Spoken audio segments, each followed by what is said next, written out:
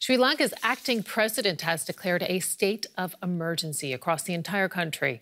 He said the measure was necessary to maintain security and essential supplies.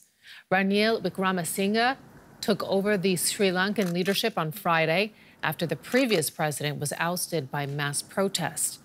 Shortages of food, fuel, and medicine have provoked widespread anger.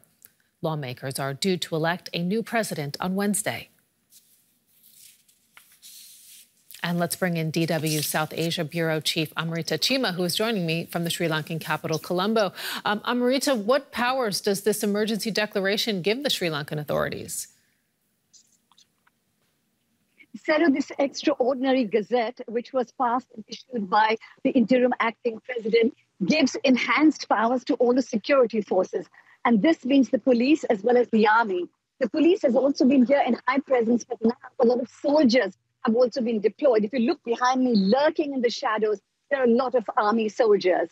Now, the aim is really to avoid what happened last week. If you remember, outside the Prime Minister's office, there were ugly scenes, scuffles broke out, tear gas was fired. And at that time, Ranil Wickremesinghe, the acting president, said he's going to stop fascist elements taking over these protests. And by that, he meant fringe elements, radical fringe elements, who are trying to keep things hijack what is essentially a peaceful project.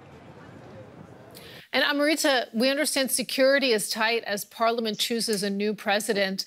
How high, meantime, is the risk of fresh protest?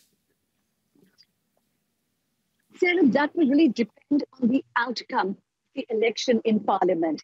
We have 4 contenders for the post of president. The idea was to have a unity government. But given the situation at the moment, the opposition is hopelessly divided.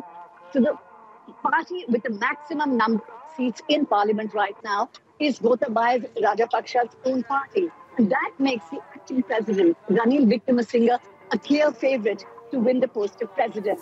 Now, many of the protesters are not happy with that thought, but there are others who believe he's the only one who has the wherewithal to pull the country back from this brink of economic chaos, because he knows how to deal with the IMF. And an IMF bailout will be needed to secure the future of this country. Okay, so given that, Amrita, how are the events of recent days playing into the economic crisis, would you say? Pretty significantly. As we've been reporting all these days, people are finding the economic pinch very, very strong. There's not enough fuel here. There's not enough food. Prices are going up. Inflation is said to be 50%, and economists say it's going to go up to 70%. Economy is contracting by 6%. So the situation is very dire for the people. And the longer it takes for a government to come in power, which is able to actually put in economic policies in place, the more impatient people are getting. There are now reports that a new fuel shipment is arriving in the country either today or tomorrow. People need every drop of fuel that they can get because it's impacting every aspect of their lives. Amrita Chima, thank you so much. Amrita is DW's South Asia Bureau Chief, joining us with the view from the Sri Lankan capital, Colombo.